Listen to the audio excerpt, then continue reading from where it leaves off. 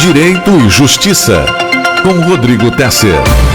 Doutor Rodrigo, não sei qual seria a sua pauta hoje, mas eu não posso deixar de provocá-lo sobre o Supremo, sobre ações monocráticas de dois ministros, o Marco Aurélio e depois o ministro Fux.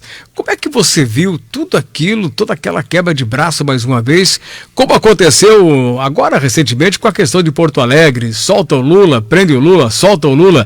Bom dia, doutor, tudo bem? Bom dia, Valdomiro, bom dia nossos ouvintes. É verdade, de quando em quando o Poder Judiciário brasileiro nos gera um sobressalto, nos dá alguns sustos e temos que transitar por isso, temos que analisar isso. Ontem tivemos mais uma vez uma boa expressão, você utilizou uma queda de braço, porque o ministro Marco Aurélio, que é relator de uma ação declaratória de constitucionalidade que tramita no STF, que discute a possibilidade, mais uma vez, a possibilidade de prisão dos condenados a partir do julgamento em segunda instância, que se enquadra, e o exemplo mais evidente e que gera maiores comentários é o do próprio ex-presidente Lula. Existem mais do que uma ação lá no STF, o ministro Marco Aurélio é relator de uma delas, e enquanto relator, ele tem o poder e a atribuição de proferir uma decisão liminar, ou seja, uma decisão monocrática, individual, apreciando o pedido, ainda que de forma provisória. E foi o que ele fez ontem. Me parece que, por uma certa questão individual, uma questão mais de ego. Por quê? Porque ele já tinha liberado esse julgamento, essa ação em que ele é relator, há muitos meses, já no primeiro semestre, mas claro, a pauta do STF é feita pelo presidente. Na época a presidência era ocupada pela ministra Carmen Lúcia, e ela disse que não pautaria esse tema justamente porque o STF, em outras recentes decisões, já analisou esse tema. Por 3 vezes, em 2016 analisou. Já errou numa análise reconhecida pelo próprio STF, né? Quando mandou soltar, poderia, depois voltou atrás, né? E hoje continua valendo que não se pode soltar em segunda. Isso. Transitado julgado, mais ou menos por esse caminho? Mais ou menos por aí. Esse tema ele é recorrente desde 2009, quando o STF firmou um posicionamento de que a condenação poderia houver um recurso e o condenado estar livre, enquanto houvessem recursos pendentes. Depois, em 2016, esse entendimento mudou. Ou seja, que é possível a prisão após a condenação em segundo grau. E desde então, ninguém mais se entende sobre esse assunto. Os próprios julgamentos do STF têm dado uma maioria muito apertada, 6-5. Né? E já tem ministros que já declararam que mudaram de lado, ou seja, o ministro Gilmar Mendes, por exemplo, que já votou pela possibilidade da prisão depois do julgamento em segunda instância, já declarou que agora pensa diferente, entende diferente. E existem, então, 2 ações que estão tramitando no STF, propostas pela OAB e propostas por partido político, que voltam a discutir o artigo 283 do CPP, do Código de Processo Penal, conjugado com o artigo 5º da Constituição, que diz o quê? O artigo 5º diz que ninguém será considerado culpado antes do trânsito em julgado da decisão. E esse artigo do Código de Processo Penal diz que também não haverá prisão antes de esgotar os recursos, antes de julgado, definida a pena. Portanto, você veja como é a ciência do direito, que é uma ciência interpretativa, não é matemática. Cada um lê esses mesmos artigos e possui uma interpretação. Por enquanto, 6 ministros do STF entendem que é possível a prisão após a condenação em segundo grau, que é o que aconteceu com o Lula. E segundo dados do CNJ, mais 170 mil pessoas no Brasil estão nessa condição de condenados em segunda instância, recorrendo, mas preso, cumprindo pena. Ontem, o ministro Marco Aurélio proferiu uma decisão provisória num dos processos em que ele é relator, atendendo ao pedido, ainda que liminarmente, no sentido de que o artigo 283 do Código de Processo Penal é harmonioso com a Constituição, ou seja, vale. E se vale, ele, em uma canetada, por assim dizer, mandou soltar 170 mil pessoas que estão cumprindo pena hoje. Inclusive o Lula. E o Cabral? Aí como é que ficaria? Haver se o Cabral, qual é a condenação. Em primeira instância ele já tem, não sei se tem em segunda instância, mas a questão é a seguinte: se possui recurso tramitando, e certamente o Cabral possui, estaria livre, deveria ser posto em liberdade. Pezão, os deputados do Rio, todos, que nem foram diplomados, todos livres. Todos os que possuem condenação e estão recorrendo deveriam ser postos em liberdade, segundo essa decisão do ministro Marco Aurélio de ontem. Palocci, quem tem tornozeleira tira. Existem nuances, claro. A tornozeleira pode estar sendo utilizada por uma outra questão, por uma outra decisão, um outro fundamento, tá? Uma prisão domiciliar, uma questão Mas, pro controle. Se entender que ainda cabe recurso, não está totalmente transitado e julgado, acho que atinge todo mundo. Atinge 170 mil então, pessoas. Pô, eu estou com tornozeleira, mas aqui o Marco Aurélio falou que eu tenho um recurso a ser julgado e não posso ser preso. Sim. Tira. O importante é ressaltar que na própria decisão do Marco Aurélio, ele constitui uma exceção ali, que é a questão do artigo 312 do Código de Processo Penal, que são as prisões cautelares. Então, porque são prisões que, ainda que não exista condenação, tem uma ressalva pequena, que diz respeito a um artigo específico do Código de Processo Penal, que são prisões cautelares, por alguns outros motivos, garantia da ordem pública, aplicação da lei penal, mas no geral, todos os que têm condenação e estão recorrendo, seja em primeira instância, seja em segunda, seja até mesmo em terceira instância, no caso das cortes especiais, do STJ, deveriam ser postos em liberdade. E, imediatamente, 48 minutos depois, a defesa do Lula protocolou o pedido de alvará de soltura junto ao juiz da Vara de Execuções Penais de Curitiba.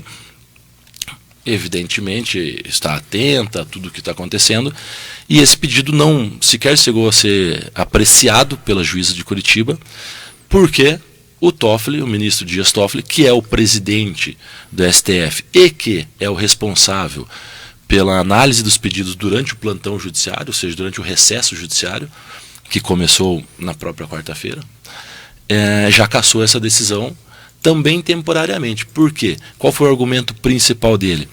Ele já pautou para abril a análise do plenário dessas ações. Portanto, por vários motivos que ele apresentou lá, ele cassou temporariamente os efeitos dessa decisão liminar do ministro Marco Aurélio, para que se aguarde o julgamento de abril, onde serão apreciadas duas ações sobre esse tema. E daí haverá um pronunciamento do plenário, seja por uma maioria um pouco mais elástica, seja por uma maioria bastante apertada, mas o plenário vai novamente se debruçar sobre esse tema, novamente emitir sua opinião, e daí sim teremos um pouco mais de clareza sobre se pode ou não pode cumprir pena a partir da condenação em segundo grau. Doutor Rodrigo, agora, deixando um pouquinho o direito. Bom, exatamente no final do dia, no começo do recesso do judiciário, né, uma matéria pautada, o ministro, eu vou complicar um pouco, vou virar notícia. Foi ego realmente, porque quer me parecer que extremamente extemporânea uma posição como essa, tudo preparado. Ninguém botou em apreciação o meu relatório, então eu tenho que dar uma resposta, vou fazer isso. Simplesmente acordou de bom humor, mulher, eu vou mandar soltar aí 170 criminosos, né? 170 mil entre colarinho branco e qualquer tipo de crime. Sim. Vou mandar todo mundo para casa. Daí a mulher fala, não, mas já soltaram 55 mil de indultos. Né? Mas só mais, vai dar 200 mil aí que vão estar em liberdade. Eu consigo acreditar na seriedade disso tudo, viu, doutor? Perceba que, de fato, ele tem essa atribuição. Sim. Dentro do sistema, dentro do regimento interno do STF, das possibilidades legais de um relator, ele tem essa atribuição. Porém, o que nos causa uma certa estranheza é tudo isso. No último dia útil do Poder Judiciário Nacional, com essas ações pautadas para apreciação do plenário em abril. Então, se houvesse urgência, como ele alega que há, por que não ter emitido essa decisão muito antes? Meses atrás. Sim? Então, claro que é muito difícil perscrutar todos os motivos que ele deva ter, mas me parece que uma questão de ego está envolvida nisso tudo também, porque ficou contrariado considerando que o tema que ele já havia liberado para julgamento há alguns meses não foi apreciado nesse ano, vai ser apreciado no ano que vem, mas não é assim, ou pelo menos não deveria ser assim, que esse sistema judicial, esse sistema de condução dos processos deveria ocorrer. Há de se ter uma certa previsibilidade, há de se ter uma certa segurança jurídica, porque é assim que nós saberemos o que é certo ou o que é errado. Não posso hoje estar fazendo alguma coisa e amanhã ser surpreendido com uma decisão dizendo que aquilo é errado. Há de se ter Claro, a jurisprudência pode mudar, a jurisprudência até é boa que avance, mas esse avanço tem que se dar com consistência, tem que se dar com transparência. Nós temos a população, todos nós, não só os operadores do direito, mas todos nós, temos que saber o que pensam os tribunais. É uma questão de segurança jurídica. E esse tipo de decisão monocrática, no último dia, me parece que não vai bem, não anda bem dessa forma. Olha, foi um desserviço à justiça, né? Um descrédito que ficou, porque um ministro manda soltar, outro caça a liminar, fica preso. Aconteceu já com o desembargador de Porto Alegre, né? Manda soltar, o Moro não sai. É uma briga assim de interesses. Saindo das altas cúpulas do Poder Judiciário, uma decisão dessa causa angústia a muitas pessoas. Eu tenho um colega que é advogado criminalista que me disse que só ontem recebeu 10 ligações. Ontem já não está, o fórum já está em recesso. Recebeu 10 ligações de famílias perguntando se os parentes que estão presos iriam sair. E daí logo mais, nesse meio tempo entre ele atender e responder alguma ligação, alguma mensagem de WhatsApp, já muda tudo. Então você veja, para nós que somos operadores do direito, é difícil a compreensão dessas decisões de última hora de sobressalto. Para as famílias para os presos e para as famílias que têm parentes presos, também é difícil, também cria uma angústia, também cria uma dúvida, e esse não é o papel do Poder Judiciário. Não é o papel do Poder Judiciário atuar dessa maneira de última hora, tá? Gerando toda uma comoção em famílias e operadores de direito. Claro que me parece que quem gosta mais dessa situação é a imprensa, porque isso gera todo um comentário, toda uma matéria, nós estamos aqui repercutindo isso. Então, não porque gosta, mas gosta porque é um fato que não deveria ser corriqueiro e está sendo no Brasil. O Poder Judiciário vem praticando essa política há muito tempo. E a repercussão nas mídias sociais, principalmente, né, WhatsApp, Facebook, as acusações, denúncias, realmente o xingamento que aconteceu ontem, né, a lavagem moral em cima do Supremo, em cima do Marco Aurélio. Sim. Foi uma loucura o que eu li, o que eu assisti ontem, né, da revolta nacional. Será que o pessoal não mede as consequências de um momento como esse? Outro fator que há de se considerar é o seguinte, Cantini, você tem muito mais experiência do que eu nesse ramo. O país há muitos anos está conflagrado. Existe uma divisão no país, uma divisão, meu modo de ver, tola, mas existe ideológica, entre esquerda, entre quem é mais à direita, e isso vem de muito tempo. Eu atribuo ao início disso desde que o nosso ex-presidente Lula cunhou aquela frase do nós contra eles, e isso de certo modo entrou no imaginário nosso, da população, e estamos conflagrados, estamos divididos. Essa última eleição de certo modo mostrou isso, e esse tipo de decisão vem a agravar ainda mais esse conflito ideológico que nós temos no país. Porque, claro, para quem foi beneficiado, fez-se justiça. Para quem não foi beneficiado, ou para quem discorda dessa decisão, é uma decisão equivocada, política, por uma questão de ego, enfim, são várias as críticas. E nós não podemos caminhar assim. O Poder Judiciário, a cúpula do Poder Judiciário, disse a guardiã da Constituição, não podia estar misturado, né?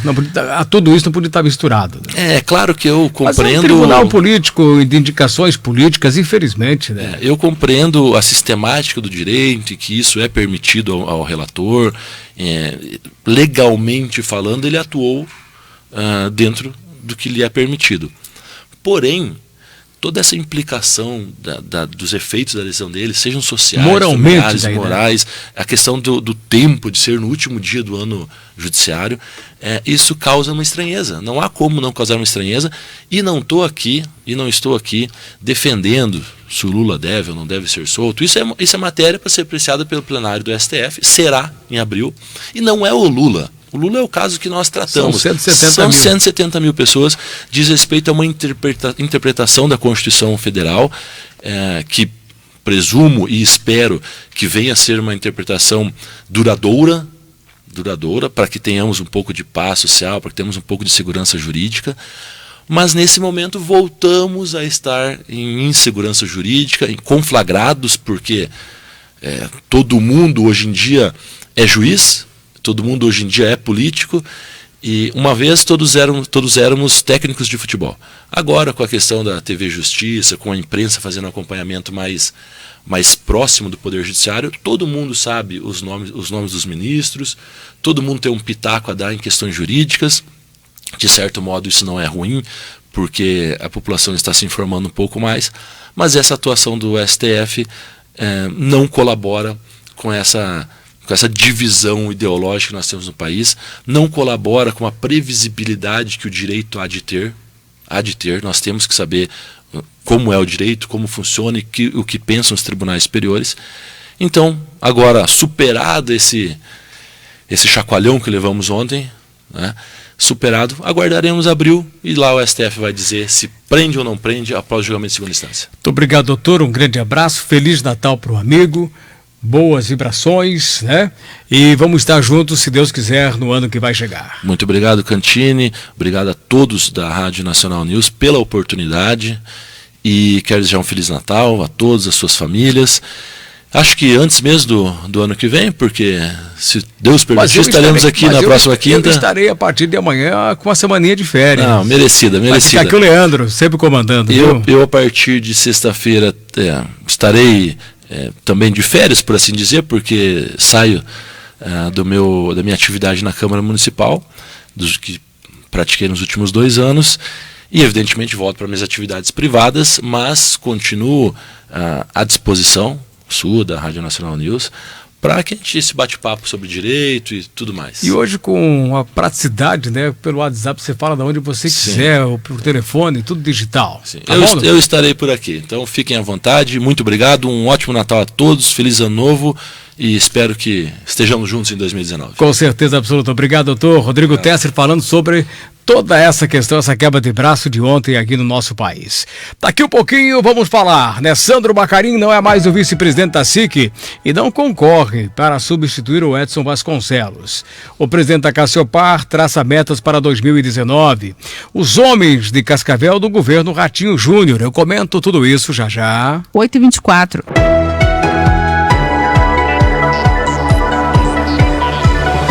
Estamos apresentando